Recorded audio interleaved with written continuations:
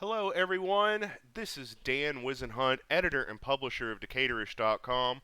Welcome to the June 17th Decatorish Twitch show. We broadcast every Wednesday and Friday at 6 p.m. Our guests today are my friend Susanna Scott, who is president of the Georgia League of Women Voters. Susanna, how are you? I'm good, thanks. How are you doing? Great. I'm doing great. Thanks for joining us. And Hans Utz, who is a Decatorish columnist and is our regular contributor to the show. Hans, how are you today? I'm doing really well. Thanks for asking. Groovy. Well, we are waiting on George Cheedy to join the call. He's a busy guy, so he might be joining us late. Also, intern Alex Brown is going to be at the Decatur protest. She's going to check in live from the protest when things get rolling down there. So there's a protest in Decatur today. The protest is to demand the removal of the Confederate monument, which we've talked about on the show a lot. Judge Seeliger recently signed an order declaring it a nuisance, saying it needs to get off the square. So we're going to check in with her shortly on the Twitch show. Hey, Vesmith, good to see you. So we're going to kind of do our introduction here. Then in about 15 minutes, I'm going to check in on our Twitch stream, look for comments, see if anybody has any questions for the panel. And then we'll just go right back into chit-chatting. Susanna, why don't you tell us a little bit about the League of Women Voters and what your organization does? And how long have you been president of the League of Women Voters of Georgia? I've been president since last May, Okay. so just over a year. And the League of Women Voters is an organization that is actually celebrating its centennial this year. We came into existence coinciding with the passage of the right of women to vote, the 19th Amendment. The women who fought for suffrage for other women realized that now that we had the vote, we needed to figure out how to use it effectively. So a lot of our work is making sure that voters or citizens are registered to vote, and that they have the information they need in order to really make informed decisions when they go to the polls. We also believe very strongly in good government. So we have an observer corps that, at all levels of government checks in on what's going on in their local level, like, the local boards of commissions, state legislature, boards of elections, and also up at the Capitol in DC. And League of Women Voters I've always thought of it as just your good government organization. Whenever I need a quote about integrity or shadiness going down in government, that's the organization I always pick up the phone and call because that's basically what your organization stands for is good government, right? Right. Our mission is actually defending or empowering voters and defending democracy. So that's what we're here to do. We want to make sure voters can vote, we fighting voter suppression, but also that democracy is as strong as it can be. So we're making sure that good government is happening. Awesome. Well, good on you. George Cheedy has joined us. George, where the heck Hey, are you? so I am in a car with my mother. Oh, hey, George Cheedy's mom. Yeah. Yes. Bear witness to the mother. Where y'all going? Yeah. So just running some errands, and I didn't think thought I'd be done by now, and I'm not. Um, so we'll see how this goes. Yeah, if you need to Uh, drop call, it's no big deal. It's real cute uh, though, so if you want to keep doing it, that's fine too. I might. Um, We might. Can't say. So It's okay. We've done my tour. My grill area will get built now. yay, Home Depot in a COVID crisis. Anyway. I want to ask a quick question, George. It looks like you're going to shop at a Home Depot in a blazer. So I haven't had time to get rid of the jacket since I spent the morning shooting stuff for Fox, and then I've been running errands and haven't had a chance to even take off my jacket yet. It's been that kind of day. you Good you on do you. get around. George had a piece published in the Intercept today, which was really cool. So check that out. If you Google George Cheedy in the Intercept, it'll pop up. George gets around, and of course, George and I and Susanna were all in the same D&D group together for a while, and George was running that game. So Fun fact. And we're still waiting on Alex to check in from the protests in downtown Decatur. George, is there anything in particular you want? We were going over topics before the show. Is there anything in particular that's on your mind that you want to talk about today? So mostly it's just what was in the column this morning, which was it took a long time to figure out who was going to be running in a runoff or who won elections this time around, because a hell of a lot of more people voted than did two. George?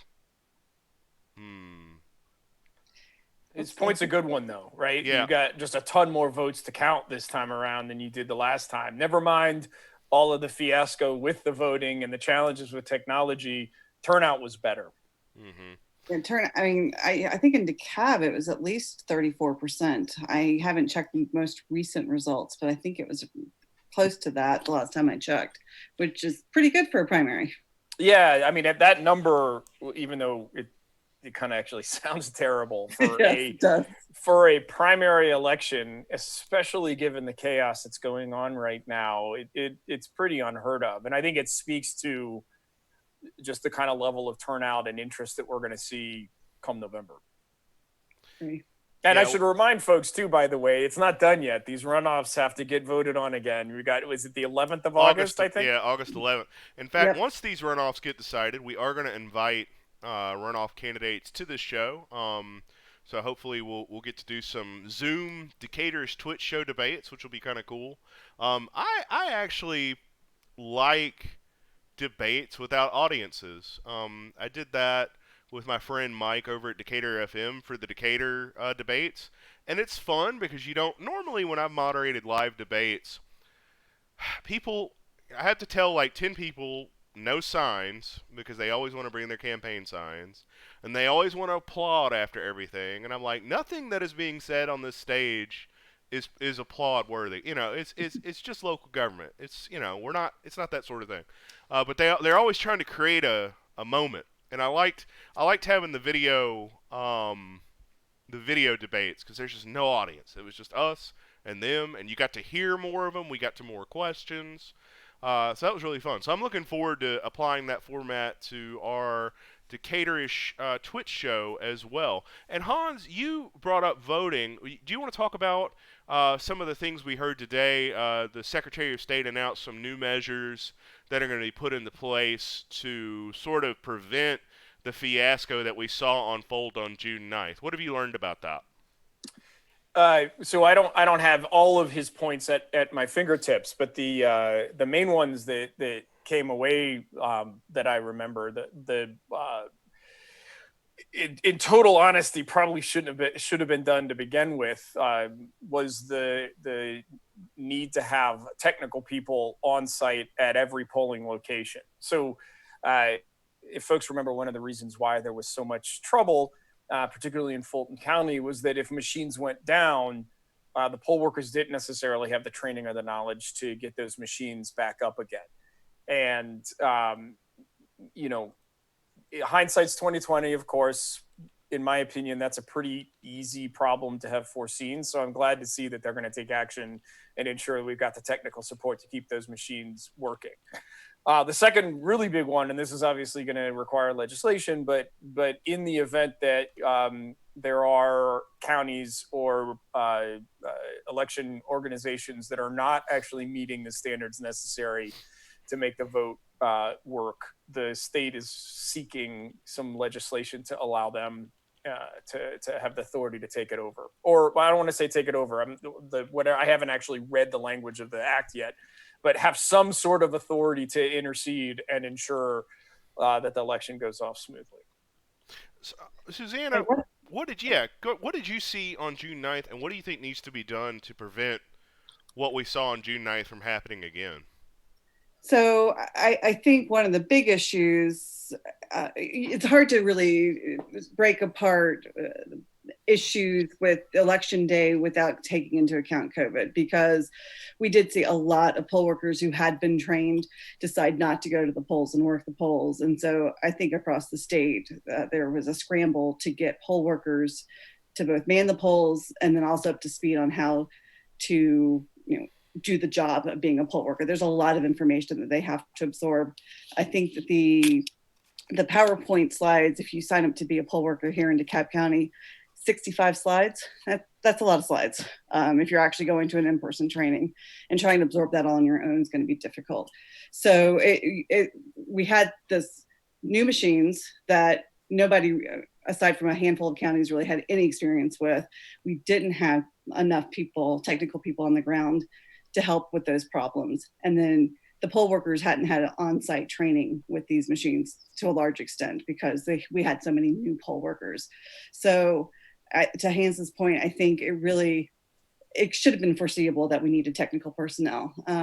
The last time we had new machines come in, the Secretary of State at the time made sure that there were, I think, 5 times as many technical people in the polling places than we currently had.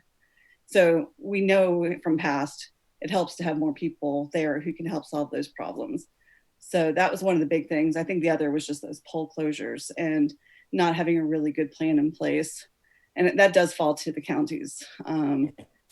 Putting so many polling places or precincts into one place where you had thousands of people led to some of those crazy lines. And I know there were people who were still voting at 12:30 in the morning, and that's just insane.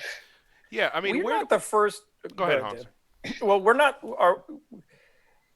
the first primary election that has occurred in the COVID crisis, though, right? I mean, there's been other locations around the country that have, managed to not experience the same kind of real issues that we saw. And if you look at that, the people, process, technology thing, the only thing that's really different for Georgia was the technology.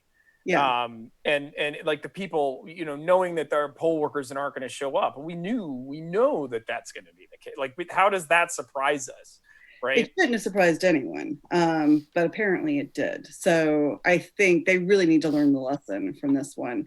And so I think learning the lesson that we need to have technical personnel is good, but they really need to come up with a plan for how we're going to fully staff polling places in August and November, and how we're going to make sure that those poll workers are adequately trained.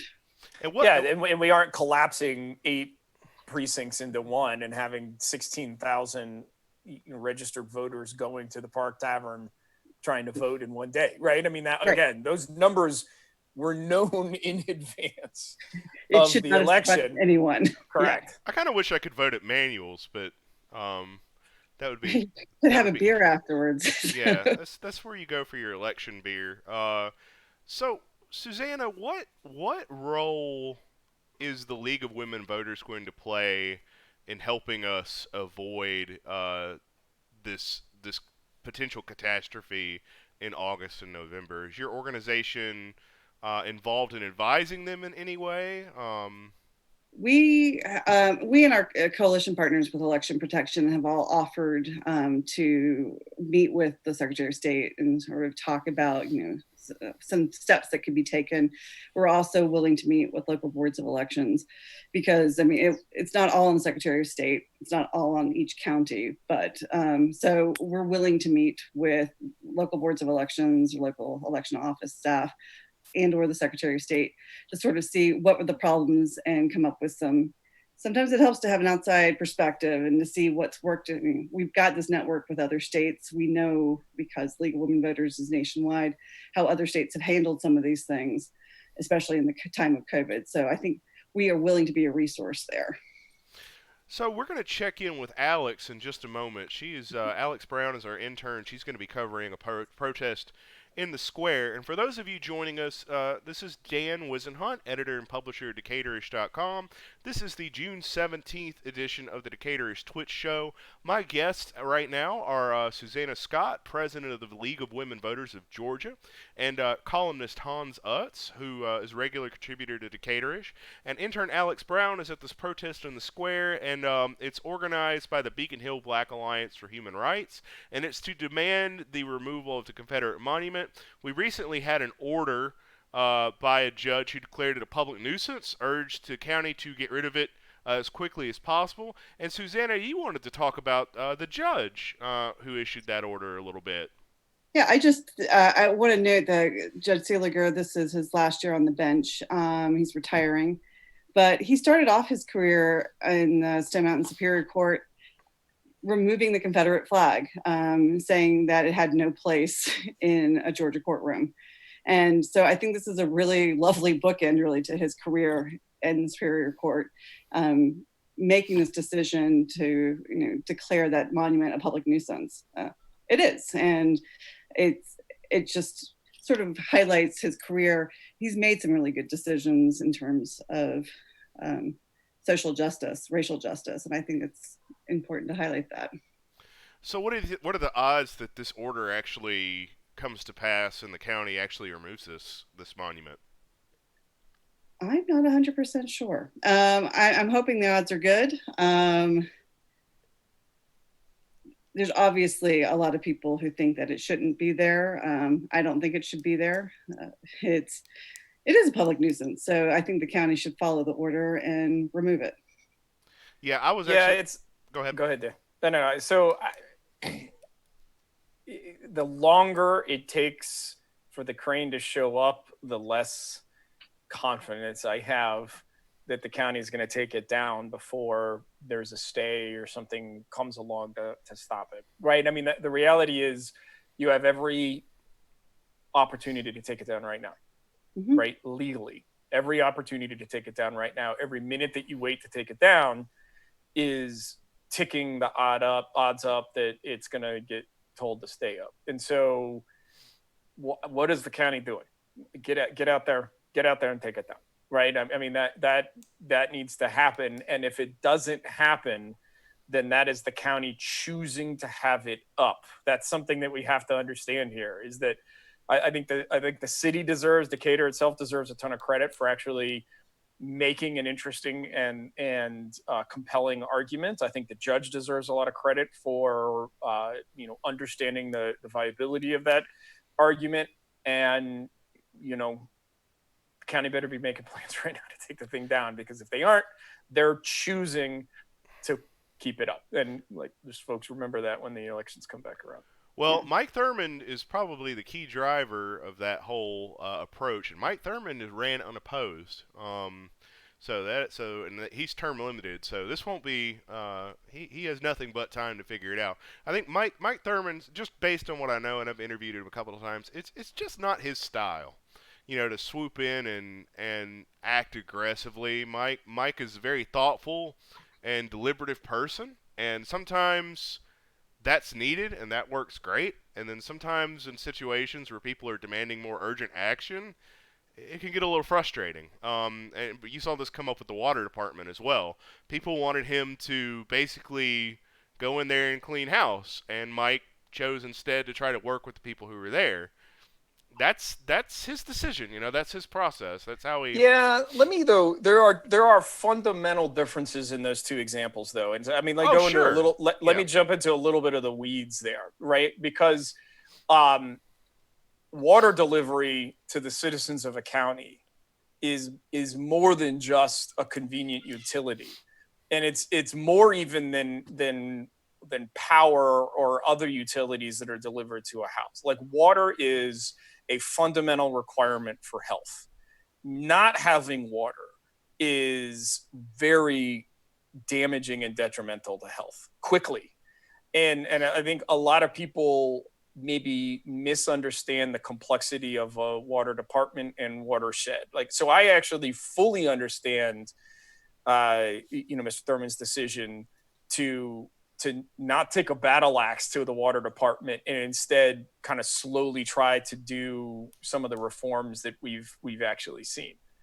There is no comparative scenario in this particular case, right? You have something that has been ruled an active nuisance by a judge. Even aside from the ruling of it being an active nuisance, it is a demonstrably propagandistic, racist, phallus sitting in the middle of the Decatur Square for no good purpose other than to convey a particularly egregious era in American history which deserves perhaps context within the bounds of a museum, but not a position of honor in front of a public building. And so I couldn't disagree more that a deliberative approach is what is required here. You have a judge order. It's a very black and white issue. Take the thing down. Yeah, And I'm not in agreement that. I'm just saying that's my style. That's yeah, I got it. And that's where inaction is a form of action, and Right. and that's not excusable in this case. Well, while we're waiting for Alex to join the call, we had some breaking news from Atlanta. The officer who shot Rashard Brooks has been charged with felony murder. I haven't had a chance to read up all of that, but is that what you're hearing as well? And what are your thoughts on moving to charge that officer as quickly as the district attorney did? Susanna, why don't we start with you? So I actually listened to the press conference, and he chose to issue arrest warrants before there was an indictment. But I think he talked about the full list of videos. Or he watched the body cams, he watched the videos from the witnesses, he took witness statements. There was actually an officer on the scene who has said he will be state's witness about what happened that day or that night. And so I think given the large amount of evidence of what happened and how badly that situation escalated and ended, I think he felt he needed to make that decision to issue those arrest warrants now. And I think it's 11 counts. So 2 officers and 11 counts is what. So did they charge both officers? They did. Yes, Okay. both officers are charged. Felony murder for the first one. It's obviously much lower levels of charges against the other officer, but still both of them were charged. Gotcha. What do you think the odds of them securing a conviction are? I was actually wondering during the press release, like I'm assuming we're going to have to move venue just because it's getting so much attention in Fulton County. I don't know how they could have a jury trial in Fulton County. So I think it's going to depend on where they have the trial and really how things progress. There should be a conviction based. I shouldn't say that. Based on my understanding, what I've seen, I wouldn't be surprised if there was a conviction, but you never know with these things, especially how cops often get off when it's.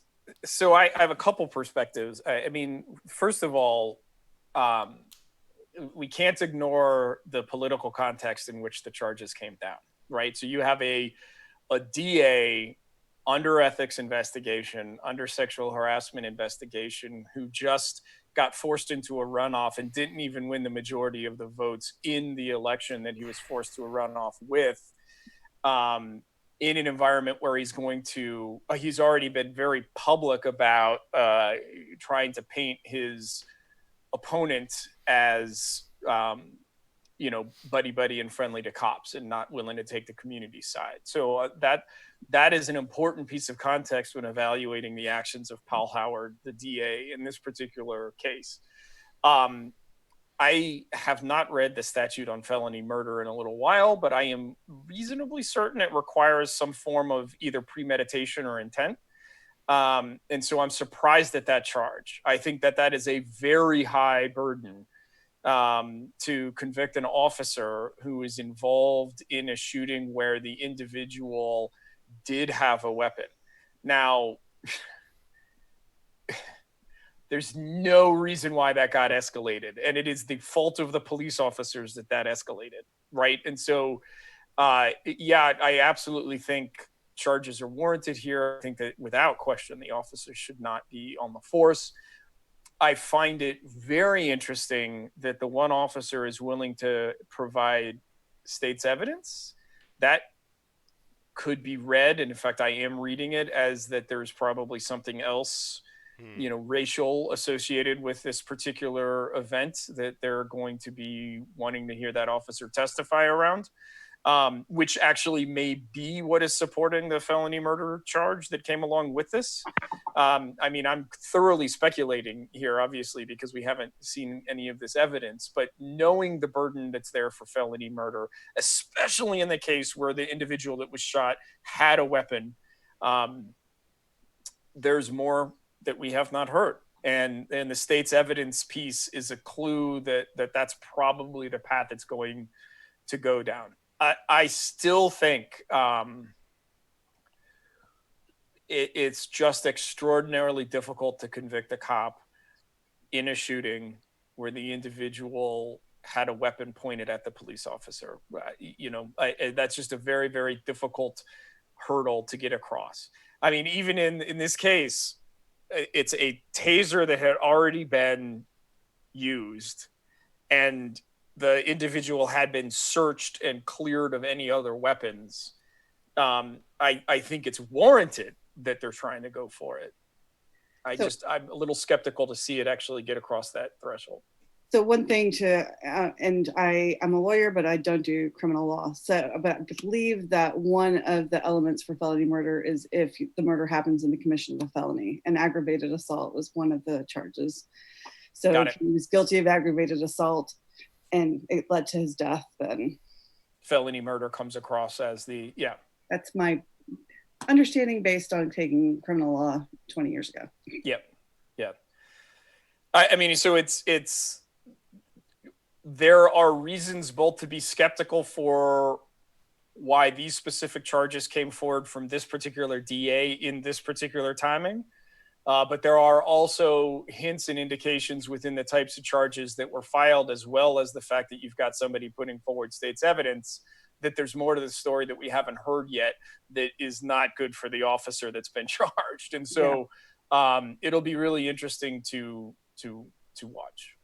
So if you're just joining us, this is the Decatur-ish Twitch show, June 17th, 2020.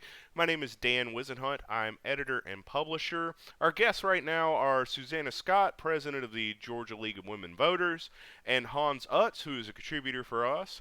If you are interested in asking them a question, you will need to create a Twitch account, and if you're doing that, go on ahead and give us a follow. Follows kind of help boost our signal and help spread the popularity of the show, so hopefully we can continue doing this and providing interesting discussions for and about our community. Waiting on Alex Brown, who's our intern. She's at a protest in downtown Decatur. She's going to check in momentarily, I think, just to tell us what's going on. Let's switch gears for a little bit. Have you all been keeping up with the recent COVID data out of Georgia? And what are you seeing? It's going back up. Yeah, it's going back. Is it going back up like a spike, or is it just kind of plateauing? I've actually been keeping my own little chart because I am a geek and that's the sort of thing I do. I haven't updated my 7-day average for the last 2 days. It's going up semi-steadily. I mean, it's not like the 7-day average is definitely on an upward projection. It's not like a spike, but it's curving up. So what's interesting about, I mean, Dan, I'm a data head, right? And so I've tracked this reasonably closely. So there's a lot of chatter around whether is it actually going up because more people are catching it than were before, or is it going up because a more robust testing regimen has been put in place? And the answer almost certainly is both, right? I mean, there is more testing happening, so you are going to find more cases, which means their number is going to grow. But I don't actually find the case counts, the daily case counts and the number of cases particularly helpful, just because we were so atrocious at testing historically that it's very difficult to discern what's signal and what's noise in the data. A much more robust measurement of where the state is the number of hospitalizations per day and where that number is. And unsurprisingly, the state's not actually reporting that now in the latest numbers. Suddenly, it's hard to find that information. And so that's pretty indicative that it's going up. Now, just to everybody that's clear, you can have a growth in the number of positive tests just because you're doing more testing. But you will not have a growth in the number of hospitalizations just because you're doing more testing. A growth in the number of hospitalizations is the strongest signal we have that more people are catching it and more people are getting sick from it. One of the things that's actually interesting, and I think is quite difficult for people to wrap their heads around, is that we're still seeing deaths actually go down. Mm-hmm. But that's because deaths have a 4 to 6 week lag, right? It's like from the point of catching to the point that you die, you're looking at a month to potentially even longer. And so the decline in deaths that we're seeing right now is absolutely still due to the fact that we were under shelter in place until mid-May, right? When what will be interesting to watch, when did we really, like end of May, Memorial Day was kind of when we let go. Yeah. So start looking the first or second week of July to see what's happening on the number of deaths. That will be indicative as well. But anybody that's telling you deaths are going down, so we're in a good place, that means nothing. Anyone that's saying, hey, we're getting a whole much more positive tests, that means it's growing really badly. That also doesn't really mean anything because we're doing so much more testing. Look at the daily hospitalization rates, and then in about 3 weeks, start looking at the death rate. And that's going to give you a much clearer indication of where Georgia is. I don't think the news is going to be good, Dan. I think that it's going up, right? I mean, the propagation of virus does not play politics. It's still endemic in the community. And so it's going to be spreading. And as we relax and as more people interact, more people are going to catch it. That's pretty clear math. I have very high level of confidence in saying that. George Cheaty's back on the call. George, did you get your errands done? Yeah, sorry about the delay, folks. It's all right. You're a busy guy. We appreciate it. We appreciate your time. We were just talking about the COVID numbers because they appear to be trending back up. I am not an epidemiologist. I'm from Alabama, so I struggle with math. But I'm trying to get a handle on where this. See, my thinking on it is this: people die from mass shootings in this country all the time. And we think about it for a day, and we're like, oh, yeah, we're not going to do anything about that. We're comfortable with it. And so now I feel like what we're trying to figure out is not when can we reopen or when is the COVID crisis is going to be over. I think what we're trying to figure out is how many deaths per day are we comfortable with allowing as a society before it becomes a political crisis. And George, you want to weigh in on that? A little bit. So it's interesting that you bring up the mass shootings thing. So in a typical year, you'll lose 250 people to what we would call a mass shooting, where I believe the standard is 3 or more people who were shot in a single event. Roughly 15,000 people a year will die in a shooting. We focus on the mass shooting things because they should never, ever happen. And not that a single shooting should ever happen, but it's more explainable, for lack of a better word, than a mass shooting. The COVID. Hey, Alex. Hi, Alex. Hi, Alex. I'll let George finish his point, and then we'll jump to Alex. So the COVID deaths, to some degree, are the same thing. Like you say, like what number is an acceptable number of deaths? Some of this has to do with at what point do we overload the hospitals so that we're getting deaths on top of extra the deaths we would normally expect because the people are dying for lack of hospital care and not because they just died of the disease. Don't forget that our rate of death overall is about a third higher than it should be, straight up, like from all causes right now as a consequence of resource shift because of COVID. People are dying of pneumonia at 4 times the normal rate because we don't know. We assume it's because they're not getting treatment because they're either afraid of catching COVID in a hospital or because it's COVID and we're calling it something else. Let me, George, if you don't mind, because that is such a phenomenal point that you just made, and I want to dive into that for just a second. Real quick, lot of so we people want to get to are, Alex. Yeah, a lot of people are saying things like, well, you know, the missing people that would have normally shown up in an ER, where are they? And all these other, if you take a look, ignoring the reason, if you take a look at the number of Americans that die each week, we are seeing 4 to 6 times that number each week over a normal year for all causes, ignoring whether it's COVID or not. That is where that's showing up in the number. There are a bunch more people every week dying than should. And that's more than just COVID. That's the heart attacks. That's all the other things that aren't going to the hospital that ought to go to the hospital, that would normally get life-saving intervention that are not. And that let's jump to Alex. Alex is in downtown Decatur right now at the Beacon Hill Black Alliance protest in the square. Alex, how are you doing it, and what are you seeing out there? Hey, I'm doing well. Sorry if it's a little loud. Well, it's a protest, so. Well, we're currently hearing from some speakers. We just found out that in addition to the Confederate monument being set to be removed, they're also going to be removing the Thomas Jefferson statue in front of the old courthouse. Who's going to be removing it? The city. Oh, okay. The city's actually going to be removing it? Apparently, that's what the speaker just said. So. Huh. Interesting. Yeah. We'll have to follow up. So breaking news, everybody. Apparently the city is going to be removing Thomas Jefferson statue from Who is the speaker? Yeah.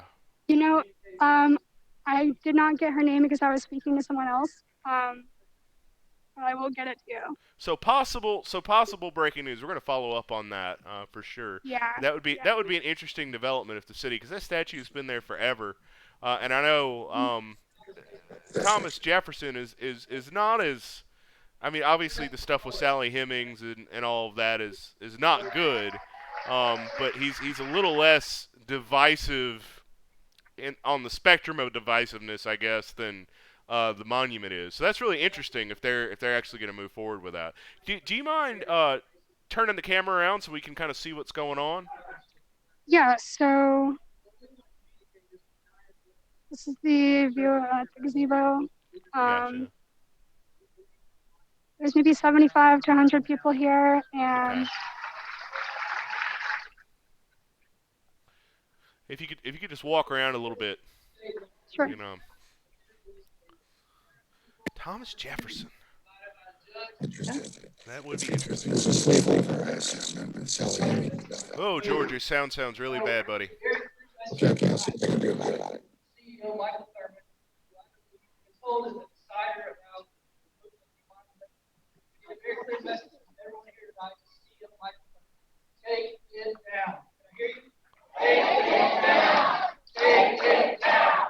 Take it down. Take it down. Alex, what would be really interesting if there's anyone representing the county that's there today? Do you know if anyone is from the county or representing the county at that protest today? I haven't figured that out yet, but I will definitely look into that and try to see if there's anybody here representing the county. Yep. Yeah, because they haven't, so far the county hasn't made any big statements about it yet. Okay. Now, I'm pretty sure that the Thomas Jefferson statue is the city's, and I'm pretty sure they could remove it whenever they want to. So that actually seems more plausible. I'm just surprised they would do it. That seemed to be more, I don't know. I mean, I don't really care if they remove it or not. I don't have a big personal opinion about it, but I don't want it to interfere with taking down the actual lost cause hunk of propaganda. yeah, though, right? I mean, I think from the city's perspective, it's probably just easier for them to move it, you know. But if anybody's in the market for a statue of Thomas Jefferson, Might be going cheap. might be going cheap. I have a thought. Oh, yeah, George, we got sound issues. You're still George Vader. Yeah, which is kind of cool. But only if you're offering us cookies. So Trey Bliss, want to chime in. So apparently DeKalb County has released a reopening plan, and the plan is everything will be normal. They will check temperatures of all students before they are allowed to enter the school. Seems optimistic and will reopen as originally planned for August 3rd. Does that seem optimistic? I don't know. I mean, I don't know what the answer is. I mean, there's still a ton of community transmission, right? And I think what isn't fully understood is how much kids contribute to that. I think it just, in raw terms, the risk to kids of going back to school is relatively low, right? I mean, I think that's been pretty well established. The question is, what's the risk to the teachers? What's the risk to the rest of the folks in the school? What's the risk to the parents that the kids take it home to? What's the risk to the rest of the community? And I don't think that's known at all. And so I think that's where I would tend to agree with him that it's probably a little premature to say, yep, without question, August 3rd is when we're going to reopen. I mean, aspirationally, if we have answers to all that stuff, great. But we don't yet. Alex, what are we looking at? Not the 26th, but now. Getting a little Not closer. the 26th, but now. Not the 26th, but now. Not the 26th, but now. So what you're hearing there is that the 26th is the deadline for removing the monument under the judge's order. Me and my people have waited for how many years? Too long. No justice, no peace. No justice, no peace. No justice, no peace. Now. So is that, just to make sure that I'm clear on the judicial order, it's June 26th. It's not July 26th, right? Yeah. June 26th. So nine days. So right? there's a short window there. Yeah. Now, in fairness to the county, and just so that everybody's aware, it's not a trivial step to take the thing down. I mean, that's probably 25 tons worth of granite. It's not like removing a tree in pieces or something. Like, you're going to have a 100-ton crane out there. You're going to have real industrial equipment to take the thing down. That certainly can be done in 9 days. But if they haven't got plans in motion, it's not going to happen tomorrow either. Like, they need to be working on that right now. So I think I've got my audio fixed. No, Darth George. No. This is kind of cool, though. I'm willing to roll with it. I mean, just as long as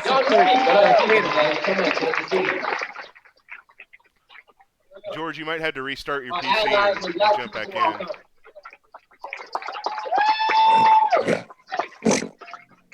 So we have some Decatur High School students coming up. Okay.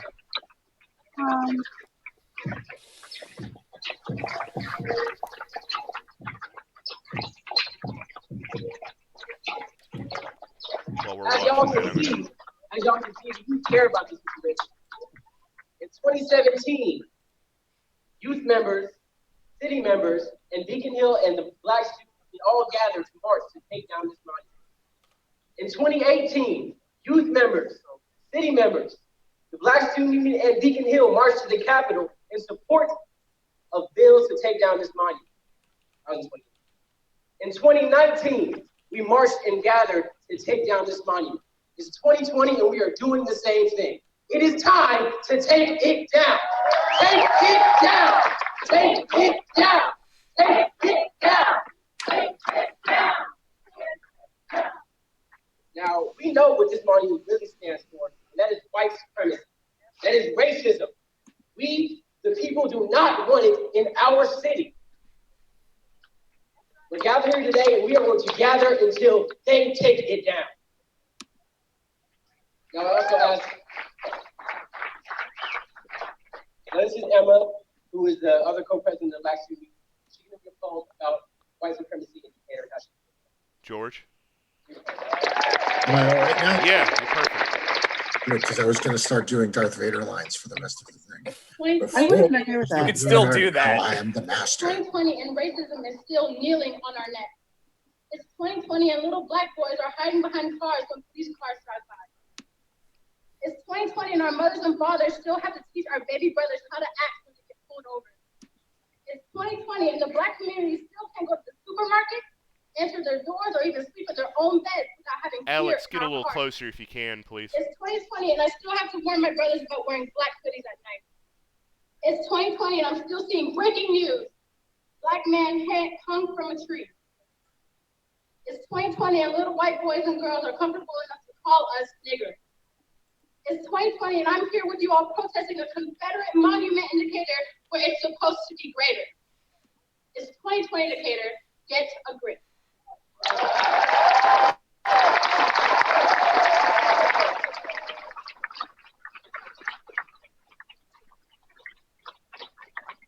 So there was a reference In there. 2017, Dr. Sarah Patton, at the time, just knew her as Sarah. Since then, she's gotten her doctorate. Yeah. Can we unpack some of this, Dan? I think there's Yeah, still absolutely. Alex, I'm gonna put you on mute for a minute. Yep. Go for it, George. Yep. So there was a reference there for a moment to the hangings in trees. I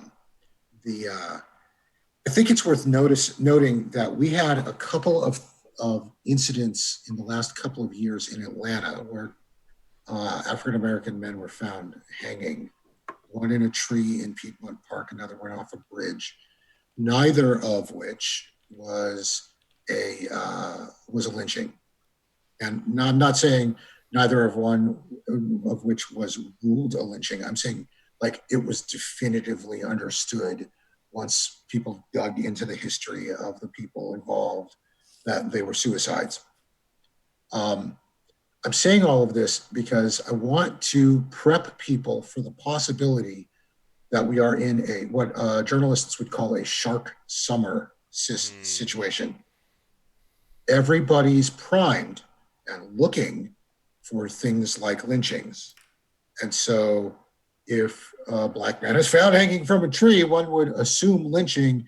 And if you see 3 or 4 or 5, you go, wow, like there must be an epidemic of lynching going on, when it may actually be the normal amount of people hanging themselves, or perhaps even the normal amount of people being killed in a tree but because we're paying a lot more attention to it now, it looks like something new. Hans, did you want to weigh in as well? I mean, I'm probably not incredibly qualified to speak to the mental health effects of everything that's going on right now, but I can only imagine that having to see the news again and again and again and again on rinse repeat is incredibly difficult to see. And you know, we do all know that suicides have a tendency to run in clusters.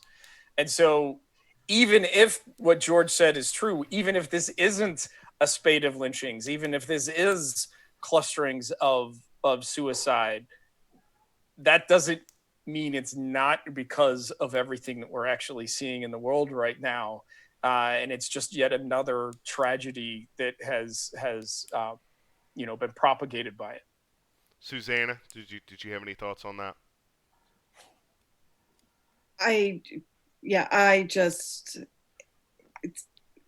I'm having trouble forming words, but I think we definitely need. I'm sorry, I'm just really blanking right now. That's okay. Alex, let's go back to Alex for a minute, and then I'm going to cut Alex loose. Said that the Confederacy was loyal, was faithful, cared about the Constitution that they were fighting against. They put up that lie in front of the DeKalb County Courthouse. That is not a mistake. That is on purpose. Why would they put up a monument to celebrate white supremacy in front of the courthouse? So some context. They were traitors and they are white supremacists. That was a really interesting. Monument is propaganda to support white supremacy. That is all it has ever been. That is all it will ever be. And every day that it stands in our city square, Decatur is supporting that lie. So Hans, did you want to say something real quick? Yeah, two things. First of all, I do want to repeat that the city of Decatur deserves a lot of credit for actually taking this to the judge, getting the ruling that they got. The city is, I think, literally taking the steps that they can take to get the thing down, since it's a county responsibility to take the damn thing down. But I understand, it's in Decatur. This is why people are pointing at Decatur. The more interesting thing that I think that the woman that just said that was speaking, she's actually referencing a couple of the lines on the monument itself, right? Referencing a covenant-keeping race. That's literally a quote on that monument. And the entire quote, which I, thank goodness, can't come up with off the top of my head, speaks to these people in the Confederacy that were honoring the Constitution and standing up for their rights. It truly is just sort of the most despicable form of propaganda that is imaginable, erected in 1908 for no other purpose than to intimidate the Black community in the area. So, it was an interesting line that you chose to focus in on, to undermine the whole, well, it's our history, and it's a hunk of propaganda with a bunch of nonsense on it. I liked what she pointed out. Let's jump back for just another minute, and then I'm going to let Alex go because she's got to work on her story. So this is what the monument looks like right now. Mm-hmm. For 112 years, and it should not stand for a single day longer. Thank you. Wasn't that our friend isn't that our friend from North DeKalb? All right, Decatur, repeat after me. The canyon must go.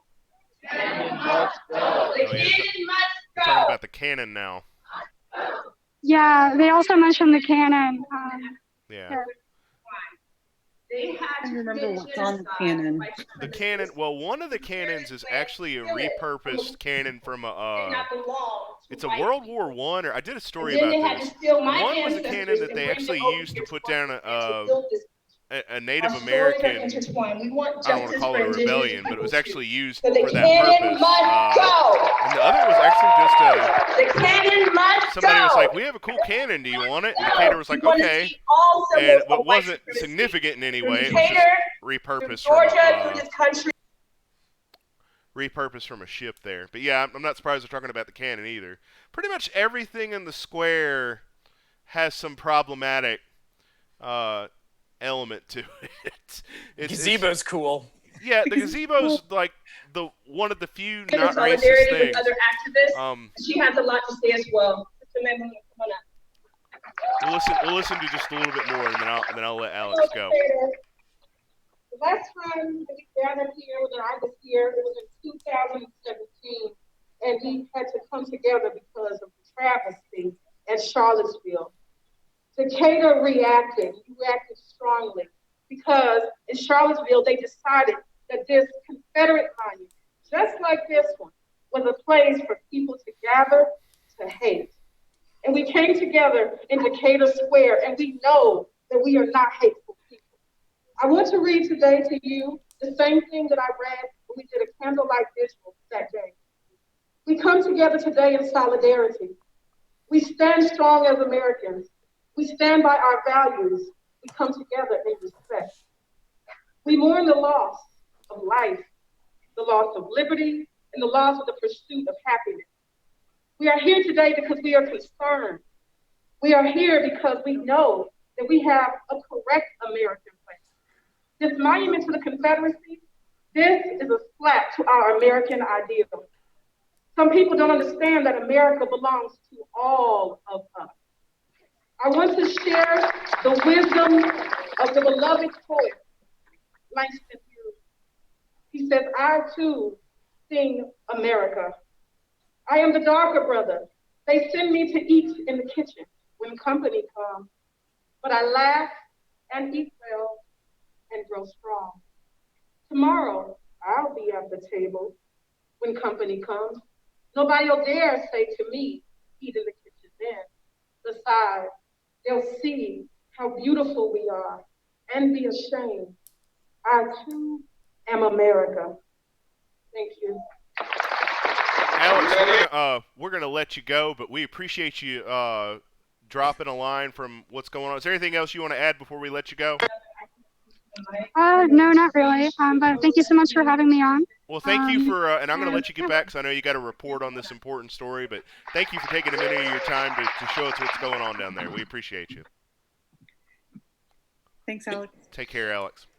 You know, the front of that monument that has the 1861 to 1865 dates on it, it reminded me of a funny quote that I saw the other day. Like, the Confederacy lasted for 4.5 years, right? Yep. Like, literally the band Milli Vanilli was longer lasting than the Confederacy. So don't give me this nonsense about heritage. There's no heritage in the Confederacy. It's 4 years old. When they start naming military posts Fort Vanilli, then you can have a conversation about whether we want to have that crap named after Confederate generals. Girl, you know it's true. Ooh. George, I saw you wanting to jump in. Only that I'm pretty sure that was Marjorie Hall who was speaking before. Was that? I think it was. I'll have to ask her. Yeah. Like, it just occurred to me just as I was sitting there, like, that's Marjorie Hall. So of course she's pissed, like, because she's been working on this for a while. It would make sense that she'd be standing there screaming and yelling. Yeah. Like, I would be screaming and yelling if I were there too. But you're not. I'm not. Yes, you've done your share of protests, I think, for. Oh, I'm so tired of getting tear gassed. It's not like and yet this you last keep one showing up. That's like me saying I hate journalism, but I keep getting up and doing it every damn day. Anyway, because I'm just a glutton. Yeah, this last one was it was a much more airy bouquet. It had like a really full-bodied flavor. Like, they were redolent of like charcoal, gunpowder, urine, with a finish. Like, there was an aperitif that was finished with a flashbang grenade, actually, because grenades are in season. What would be a good wine or beer pairing? Do you have any thoughts? Like vodka straight. Okay. I was thinking milk. Yeah, maybe. So we're coming up on the hour of the Decatur's Twitch show. My guests right now are Susanna Scott, president of the Georgia League of Women Voters, Decatur's contributor Hans Utz, and Decatur's contributor George Cheedy. We are going to be here. I'd say we'll be here for another 10 minutes. If anybody's got any questions for our panel, we did just hear from Alex Brown. She's at a protest in downtown Decatur. Protest is not as large as it was, granted, I can't see the whole field, but it appeared to be, from what I saw in the video, not as large as what we saw a couple of Sundays ago. I took my son to that. It was a very moving experience, and I was glad he got to see that. It's probably as packed as I've ever seen the square. I don't even think the beer festival was that packed. It was great. It was great to see everybody out there. So we had Alex check in. She's going to be writing that story. That story will be published later on Decatur's. Also on Decatur's today, if you were looking to support Black-owned businesses, we published a great list from our contributor Zoe Sealer. She went out of her way to get a lot of representation. Of course, I posted that story, and everybody on Facebook was like, "Well, what about?" And I was like, "All right, let's update the list." So I would say it's more of a running list right now of Black-owned businesses. But one thing I wanted to do with that, I saw a lot of stories on the AJC and other places like Black-owned restaurants you should support, and we have those too. But we often don't think about the number of Black people who are offering professional services, who are vendors, doing web and tech support and auto services and all that. So we wanted to make it a more comprehensive list than just restaurants. There are restaurants in that list, of course, if you want to support those. Petite Marche, a great Kirkwood restaurant. She's our feature photo. Really lovely person, great story. And she's always been just so gracious with her time. So that's actually the top story on Decatur-ish right now. If you want to check it out, Liddy Money points out that the Gilmore Girls ran for 7 years, and the Gilmore Girls was a fine television show. At least as good as Milli Vanilli. I would say considerably orders of magnitude better than Milli Vanilli, Hans. Fair enough. Taste Fairy. Yeah, the Netflix reboot. If you lead, I will follow you. Anyway, that's it. My favorite story about the Gilmore Girls is there was a group of there was a unit in Iraq, and they didn't have a whole lot to watch over there, so they had the Gilmore Girls on DVD, and so they became huge fans. It's like the biggest group of dude bros you've ever seen. They're like huge fans about the Gilmore Girls, and they wrote the creator a letter and said we love the show because this is the America that we feel like we're fighting for back home. And it's a great story. You should look it up. Gilmore Girls, Iraq veterans, if you Google that. But there's like a whole 60-minute story about it. But Gilmore Girls, I hate to get on a tangent about this, but that is a very criminally underrated show. Writing is so good. It really is. It's so good, and the reboot was really good too. So there's my shameless plug for something that has nothing to do with anything, which is the Gilmore Girl. But we got 10 minutes. Let's just spitball. What do you want to talk about? 10 minutes. Go. One thing regarding your list of Black-owned businesses, one thing that's not on that list is Black authors from the DeKalb area. And one I would like to recommend is Kimberly Jones, I'm Not Dying With You Tonight. It's really pertinent for right now, but it's also an excellent book. Thank you for that. And she's actually got a co-author, and I can't remember Gilly's last name, but Kimberly Jones. Okay. She has a trending video clip recently where she goes into quite some really visceral detail on the source of some of the rage that you're seeing in the protests. That is, I will not at all do it justice as a white man trying to explain it. Go Google it and watch it. It is heart-rending. John Oliver shared it at the end of last week tonight, 2 weeks ago. But yeah, she's incredible. I did have a question for George, if I could ask, Dan. I think that the earlier conversation that we had around, George, we were talking about the felony murder charges that came down for the officer in the Rashad killing. And it's complex, right? You've got a DA who didn't even win the majority of his own election going into a runoff. You've got difficult charges, certainly aggressive charges for an officer dealing with someone that pointed a weapon at him, even though we all know that the taser won't work once it's been fired and he'd been, yada, yada, yada. I'd love to get your perspective on the entire scope of complexity of that. What a thing. So, yeah, he could have waited. He actually, one, I think the charge is probably merited. Two, a lot of people are going to say that the charge wasn't merited because the investigation appears incomplete. Three, they're going to have a point because the DA is probably going to lose and his reelection and probably going to be indicted himself.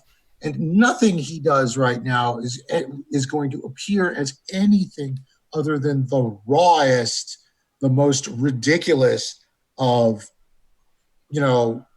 politics. It's gonna be politics. And look, one, the taser actually probably could fire a second charge, maybe even a third. That specific taser can load 3 cartridges. So it's possible that it could have been fired again, but maybe not. I don't know. That's the sort of detail that you'll find in a trial. But you can't have it and I'm not the first one to say this, this is the meme at this point. You can't have it both ways.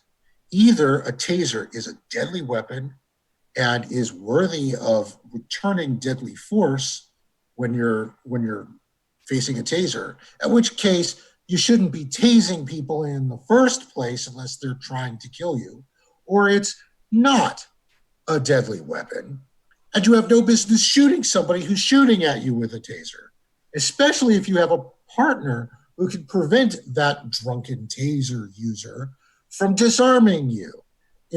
You can't have it both ways. Either tasers will be dismissed permanently as a tool for police officers because they'll be considered a deadly weapon, or this police officer is going to go to jail on a murder charge.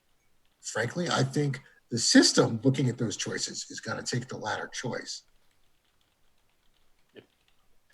You underestimate the power of the dark side. If you will not fight, then you will meet your destiny. Sorry. What I think is, I mean, this is broadly accepted. I mean, in the anger of the protests, and it's not able to be reflected in the charges. Oh, so just one other thing to add to George's commentary. We also talked about how the other officer is turning state's evidence, which speaks to me a ton that there is something else, like something was said, or there was a perspective made that you can actually tie it to intent that they're seeking to get from that other officer, that probably underpins some of the 11 charges that came through. So fingers crossed, right? I mean, what the worst case scenario would be all these charges, and it's not just this one, right? It's the other officers that pulled the kids out of the car. It's a host of other things that we've seen the DA take, where we want it to, if you're going to do it, it needs to stick. If you're doing it just for politics and you can't make it stick, then you're actually setting things backwards, right?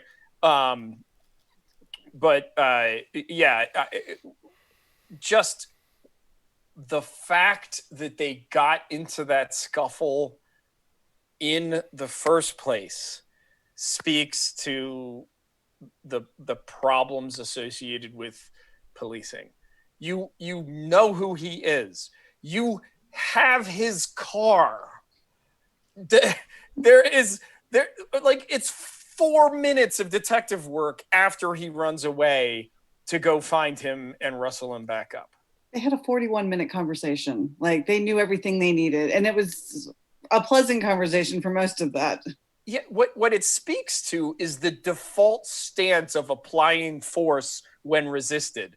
And that's the problem with policing. Like, that's exactly what we're talking about. If your default is, you haven't done what I say, so now I can murder you, that's not how we want to be policed. I mean, and the fact that you've got video example after video example of, like, white kids beating the shit out of a cop and then being peacefully arrested, and a black man after 41 minutes of conversation getting shot in the back, it's just maddening.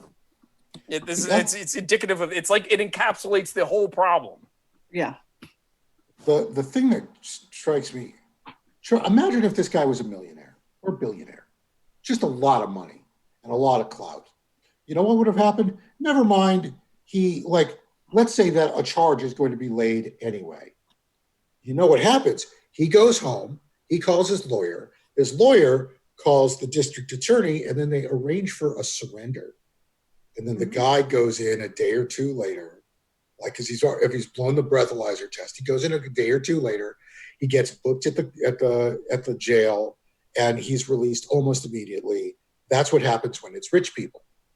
Like, there's a negotiated surrender, and then you're done. And then there's a trial. Or not. That's the difference. Like, we see that all the time. Think about how Felicity Huffman was brought up on charges, for subverting, a system that's supposed to be the linchpin of meritocracy in the United States. A college acceptance. She subverts that. She does 10 days in jail. Somebody who lies about their residence to get their kid into a better school system does 5 years in jail. And is arrested on the spot by a sheriff's deputy, no surrender, just somebody picks her up at her house. Yeah. That's the difference. Also, Aunt Becky learned Kung Fu, which is kind of interesting. So, Aunt Becky... oh, yeah. Yeah. Because she was going to have to scrap. Somebody should test her. Yeah.